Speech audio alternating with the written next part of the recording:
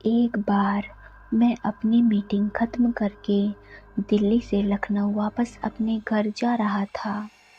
Meeting शाम 6 बजे ख़त्म हुई तो मैंने सोचा कि इंतज़ार क्या करना, कार से ही तो जाना है।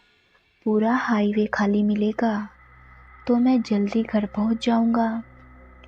हालांकि ये मेरा पहला रात का सफ़र था तो मुझे रात की परेशानियों का कुछ भी नहीं पता था। इससे पहले मैंने हमेशा दिन में ही सफ़र किया था। खैर, मैं घर जल्दी पहुंच जाऊं इसलिए मैं दिल्ली से डिनर करके निकला। क्या पता रास्ते में कुछ मिले या ना मिले। करीब 9 बजे मैं दिल्ली से चल पड़ा। तकरीबन 1 बजे मैं हाईवे पर पहुंच गया था। पर रात को तो ये हाईवे बहुत ही वीरान और डरावना लग रहा था। मैं तो हमेशा इस हाईवे से दिन में ही आना जाना करता था। आज रात में तो हाईवे का नज़ारा भी कुछ और था। मन में हल्का सा डर था, वो भी इसलिए क्योंकि मैंने ये सोचा नहीं था कि हाईवे इतना शांत होगा। रात का वक्त होने के कारण मैं धीमी आवाज़ में गाने सुनता जा रहा था कि अचानक मुझे दूर एक औरत लिफ्ट मांगती हुई दिखी। उसके हाथ में एक बैग था। मैंने उसके करीब जाकर अपनी कार रोक दी। उस औरत ने लाल साड़ी पहनी थी। गोल्डन कलर की उस साड़ी का बॉर्डर था। वो औरत 5.5 फुट की रही होगी। बाल खुले हुए, लंबे लंबे, सर पर बड़ी सी कुमकुम से बनी बिंदी और रेड लिपस्टिक। उसे देख के डर ही लग रहा था। वो इतनी रात को कौन थी, कुछ भी तो पता नहीं था। तभी गेट के शीशे पर दस्तक हुई। मैंने शीशा नीचे किया। उसने कहा, मुझे हाईवे की दूसरी तरफ छोड़ दो। ये कहकर वो मेरे पीछे की सीट पर जाकर बैठ गई। मैं बोला, अरे अरे ये क्या। उसने तो मेरी एक नहीं सुनी और बैठ गई। मैंने उसके साथ कोई आर्गुमेंट भी नहीं किया क्योंकि वो थोड़ी परेशान लगी और उस अकेली औरत को वहाँ छोड़ना भी ठीक नहीं लगा। लेकिन मैं थोड़ा उसकी हरकतों से भी डरा हुआ था, इसलिए मैं बार बार अपने रियर व्यू मिरर से उसे देख रहा था। वो कुछ धीरे धीरे बुदबुदा रही थी। मैंने हिम्मत करके पूछा, आप कौन हो और इस हाईवे पर क्या कर रही हो? वो बुदबुदाती रही। उसने मुझे कोई जवाब नहीं दिया। थोड़ी देर रुककर फिर मैंने पूछा कि आखिर बात क्या है, वह इतनी परेशान क्यों है? फिर भी वो बुदबुदाती रही और कुछ नहीं बोली। ये सब मेरे लिए बहुत स्ट्रेंज था। मैं भी चुप होकर गाड़ी चलाने लगा। 5 मिनट बीते होंगे कि मेरे कानों में आवाज़ आई, तुम्हें इस हाईवे पर कार नहीं रोकनी चाहिए थी। मैंने तुरंत पीछे मुड़कर देखा तो ये वही औरत बोल रही थी। मैंने घबराते हुए कहा, तुम क्या कह रही हो? मैंने तुम्हारी मदद करने के लिए कार रोकी थी। वह औरत हंसते हुए बोली, मेरी मदद? तुम्हें नहीं पता, इस हाईवे पर एक अतृप्त आत्मा है जो इस हाईवे से जाने वाले सभी लोगों को मार डालती है। मेरे तो पैरों तले जमीन खिसक गई। मैं तो चुड़ैल के चंगुल में फंस गया था। मैंने कहा, मैडम आप यहीं उतर जाइए।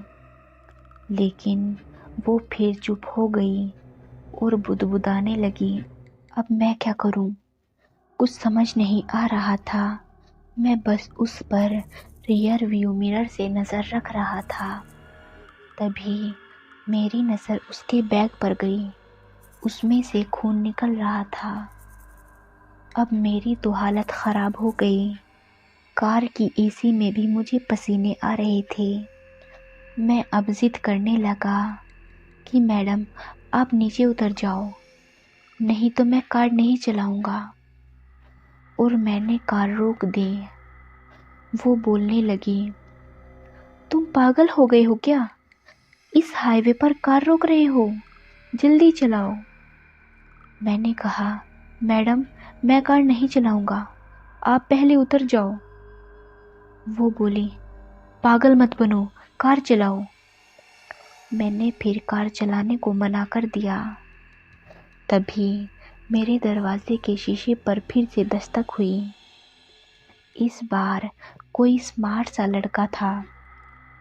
उसने कहा, भाई साहब आप मुझे आगे तक छोड़ देंगे? मैं तो वैसे ही उस औरत से डरा हुआ था और वो औरत भी इतनी ज़िद्दी थी कि उतरने का नाम ही नहीं ले रही थी। फिर मैंने सोचा कि ये लड़का साथ रहेगा तो ज़्यादा अच्छा रहेगा, इसलिए मैंने उसे बिठा लिया और कार मैंने चलानी शुरू कर दी। मेरा ध्यान अभी भी रियर व्यू मिरर पर ही था कि मेरे बगल के बैठे हुए आदमी ने धीमी आवाज़ में मुझसे कहा, भाई साहब ये कौन है? मैंने कहा, मुझे भी नहीं पता भाई, ये हाईवे पर आकर बैठ गई और अब उतरने का नाम भी नहीं ले रही है। जब से पता नहीं क्या बुदबुदा रही है। उस लड़के ने कहा, ओह आप कहो तो हम दोनों मिलकर इसको उतार दें। मैं भी राज़ी हो गया। मैं तो चाहता था कि बस किसी तरह भी ये चुड़ैल मेरी कार से उतर जाए। मैंने कार रोकी और उसे ज़बरदस्ती उतार दिया।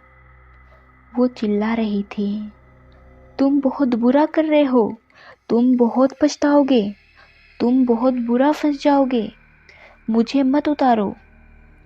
लेकिन मैंने उसकी एक ना सुनी और उस औरत को वहीं हाईवे पर उतारकर हम दोनों आगे बढ़ गए।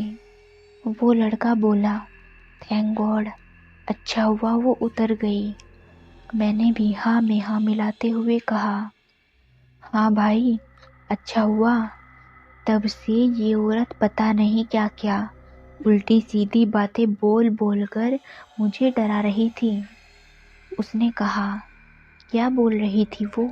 मैंने कहा, वो कह रही थी कि इस हाईवे पर कोई अतृप्त आत्मा है जो लोगों को मारती है। तभी वो आदमी गुस्से में बोला, वो सही बोल रही थी। मेरी हंसी अचानक से रुक गई और मैंने कहा, क्या? क्यों मजाक कर रहे हो भाई साहब? उसने कहा, मैं मजाक नहीं कर रहा हूँ, मैं ही वो अतृप्त आत्मा हूँ। मुझे भी इसी हाईवे पर एक कार वाले ने मार दिया था। तब से मैं किसी भी कार वाले को जिंदा नहीं छोड़ता। मैंने कहा, "त- त- तो वो औरत कौन थी?" उसने हंसते हुए कहा, वो तांत्रिक थी, उसके पति को भी मैंने ही मारा था। तब से वो लोगों को मुझसे बचाने के लिए ऐसा करती है, लेकिन मैं भी उसे कभी सफल नहीं होने देता हूँ। और ये कहकर वो हंसने लगा। मैंने कहा, तुम झूठ बोल रहे हो ना, मुझे डराने के लिए?" उसने कहा, नहीं, आत्माएं कभी झूठ नहीं बोलती।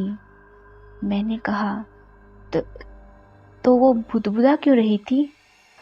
वो हंसते हुए बोलने लगा, वो बुदबुदा नहीं रही थी, वो मंत्रों का जाप कर रही थी मुझे उस कार से दूर रखने के लिए।